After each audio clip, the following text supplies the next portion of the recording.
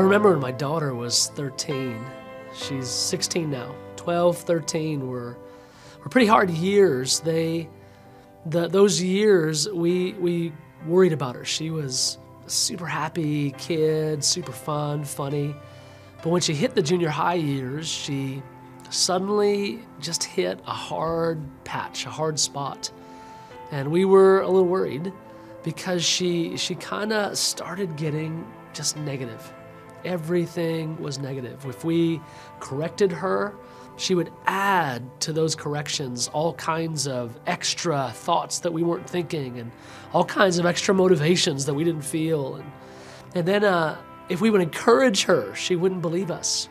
She would think that behind the encouragement there was some kind of negative thought or negative thing that we thought about her.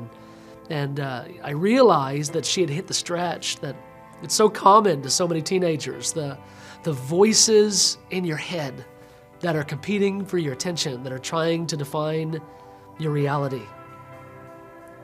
I've seen it so many times, and it was working so powerfully in her. She was just going to a dark place because her own thoughts about herself were so negative, and her own kind of way that she evaluated how she was doing was so defeated. And the voice of the enemy was loud. The voice of the accuser in those years was very loud. And it was tense for her mom and I. We wanted her to feel loved, but she just couldn't receive it, couldn't believe it. And so we began to pray for her.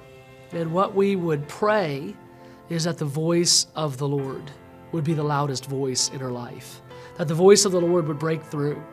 More than even our own voices, as parents, we knew that she needed the voice of the Lord in that season in a powerful way.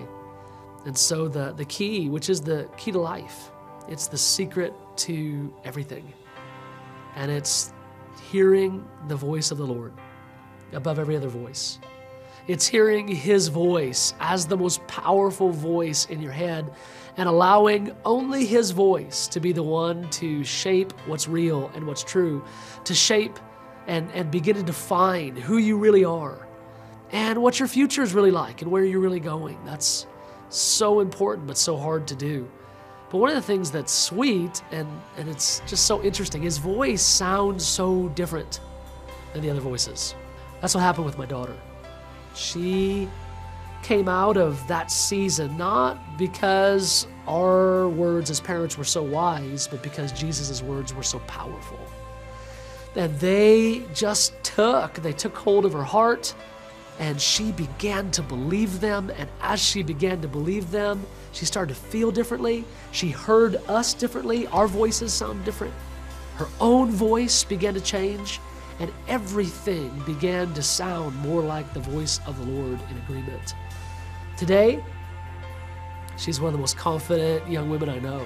She's beautiful. She has not just a smile on her face, but a shine, a glow in her countenance, in the way that she looks, that I can tell as a dad. She's not just filled with my love and affection. She believes that Jesus loves her, and she lets Him love her first. And the power of His voice on her heart is more powerful than every other voice. And it's changed everything for her. And it can change everything for you.